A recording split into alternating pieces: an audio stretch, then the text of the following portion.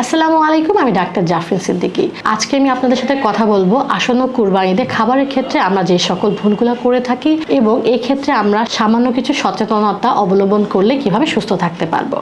কুরবানি ঈদ মানেই গরু, ছাগল, ভেড়া অর্থাৎ রেড মিট। আর এই সময় আমরা সাধারণ সময়ের তুলনায় অনেক বেশি গরুর মাংস, খাসির মাংস অর্থাৎ রেড মিট গ্রহণ করে থাকি। একের বেশি অধিক বেলায় আমরা দেখা যায় গরুর মাংস খাই। একজন সুস্থ স্বাভাবিক মানুষ দিনে সাধারণত 80 থেকে 100 গ্রাম গরুর মাংস খেতে পারে, বরঞ্চ এর থেকে কম খেলে তার জন্য সেটা উপকারী। সেই ক্ষেত্রে আমরা কুরবানির সময় দেখা যায় যে সকালে, দুপুরে, রাত্রে প্রতি বেলায় আমাদের রেড মিট খাওয়া হয়। এটা আমাদের সকলের জন্য অনেক বেশি ক্ষতির কারণ হতে পারে, বিশেষ করে যাদের হার্ট অ্যাটাক অথবা হার্টে রিং পরানো বা বাইপাস সার্জারি করা আছে তাদের ক্ষেত্রে।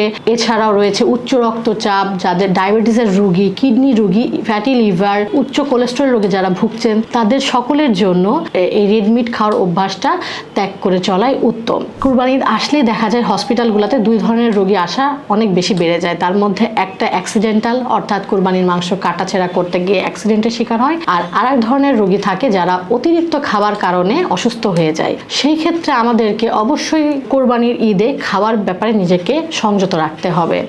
এখন আসি রান্নার ক্ষেত্রেও আমাদেরকে কিছু সতর্কতা অবলম্বন করতে হবে। বেশি তেল, মশলা, চর্বি দিয়ে রান্না করা যাবে না। প্রতি বেলায় আমাদের গরুর মাংস, খাসির মাংস, রেড মিট খাওয়া যাবে না। চেষ্টা করতে হবে খেলেও খুব সামান্য পরিমাণে খাওয়ার জন্য।